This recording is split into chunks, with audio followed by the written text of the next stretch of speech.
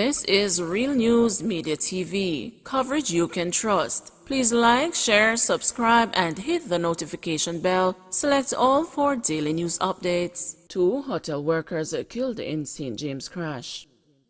2 employees of the Hilton Hotel in Rose Hall, St. James, have died after the vehicle they were traveling in collided with a traffic sign on Friday morning. They have been identified as the 30-year-old bartender, Akeem Gardner of a Sandy Bay, Hanover address, and the 25-year-old chef Tiana Dixon of Albion, St. James. According to reports, Gardner and Dixon were traveling from work in a Toyota Axio motorcar being driven by Gardner in the direction of Montego Bay at about 12:05 a.m. when, upon reaching an intersection in the Providence area, the car collided with the traffic signal. Following the impact, Dixon was thrown from the vehicle. However, Gardner had to be extricated from the mangled wreck by firefighters who went to the scene. Both received a number of injuries and were later pronounced dead at hospital. The traffic signal was also broken by the impact of the crash.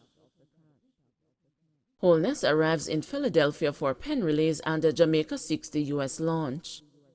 Prime Minister Andrew Holness arrived in Philadelphia in the United States on Thursday for a number of engagements in that city, as well as in New York, where he will launch the United States leg of Jamaica 60 on Sunday. Holness and his delegation were met on arrival at the Philadelphia International Airport by Ambassador R.J. Marks and later by Jamaica's Honorary Consul to Philadelphia, Christopher Chaplin, and Jamaica's Consul General to New York, Alcyon Roach Wilson. While in Philadelphia, the Prime Minister will meet with the Dean of Schools of Nursing at the University of Pennsylvania, where he will deepen relations, as well as explore capacity-building opportunities and programs. On Friday, Holness will deliver the keynote address at an investment forum put on by Jamaica Promotions Limited.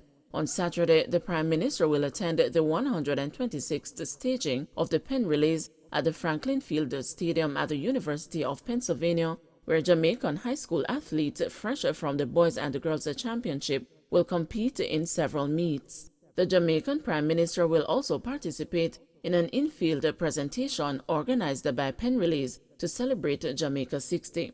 On Sunday evening, Holness is expected to officially launch Jamaica's 60th anniversary celebrations at the Hyatt Regency Hotel in Jamaica, New York, by delivering the keynote address. Jamaicans selected as jurors have a duty to show up.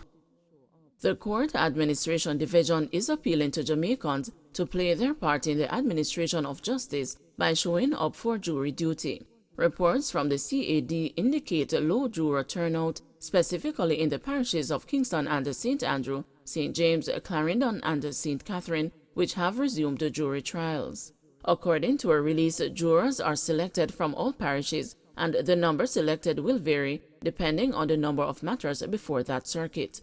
Director of Client Services, Communications and Information at the CAD, Kadish Fletcher, said while the turnout has been low, the courts have been able to empanel and proceed with matters set for jury trials. While this is the case, we continue to encourage persons who have been selected to go to the respective courts to which they were summoned, Fletcher said.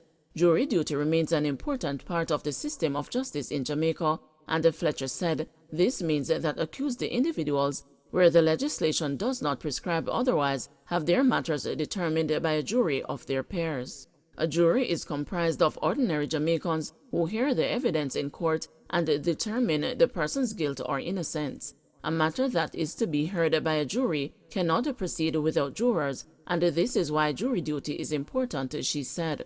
In Jamaica, the Jury Duty Act stipulates who qualifies to serve.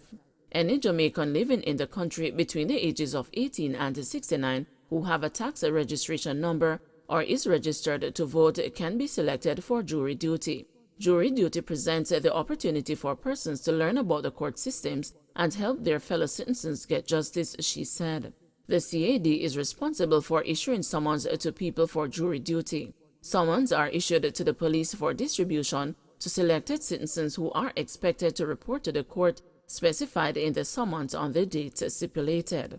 The CAD serves to restructure the institutional framework through which administrative services are provided to the courts and to further strengthen judicial independence.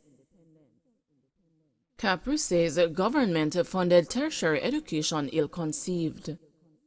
The Caribbean Policy Research Institute has asserted in its latest report that government funding of tertiary education is ill-conceived and contributes to inequality, as the taxpayers bear the cost of educating Jamaica's most privileged. Capri's report footing the bill, The Hard Choices for Financing University Education, was released on Thursday evening. Researcher Shanna K. Chisholm said most people who go on to university are those who were able to afford high-quality primary education, mainly through private schools. She pointed out that the current system is such that all taxpayers, even those with low income who have a slim chance of attaining tertiary education themselves, must subsidize higher education for the better-off students. All taxpayer bears the cost of educating the more privileged, bringing about a situation where low-income taxpayers, who themselves have a slim chance of attaining tertiary education, subsidize it for the better-off students. This serves to maintain and may even increase the inequality gap. This inequality is made even worse as tertiary graduates migrate. So the poor taxpayer who paid for their education don't even get the benefit of living in a better educated society and all the benefit that comes with it. This can be done with a student loan system that factors in the social and economic realities of Jamaican and the Caribbean societies, that consider that all students, even the poorest, will be able to pay for a university education over their lifetime. That accounts for risk aversion of the poorest student, and it provides living expenses grant for the least well-off. The ideal loan model would allow students to gain access to tertiary education without the risk of unpayable debt, and would provide liquidity to universities that would allow to provide high-quality education. 2 fishermen fined for possession of undersized lobsters.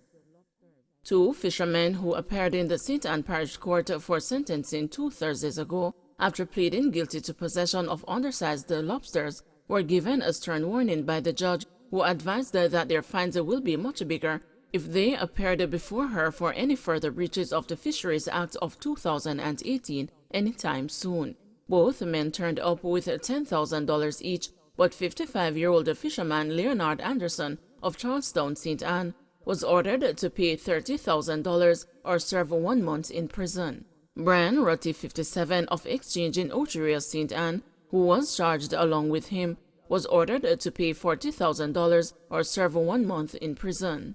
Senior Parish Judge Michelle Salmon ordered both men to get the additional cash and return, which they did and made their payments. However, she added that any similar breach would see them slapped with a fine of at least $1 million.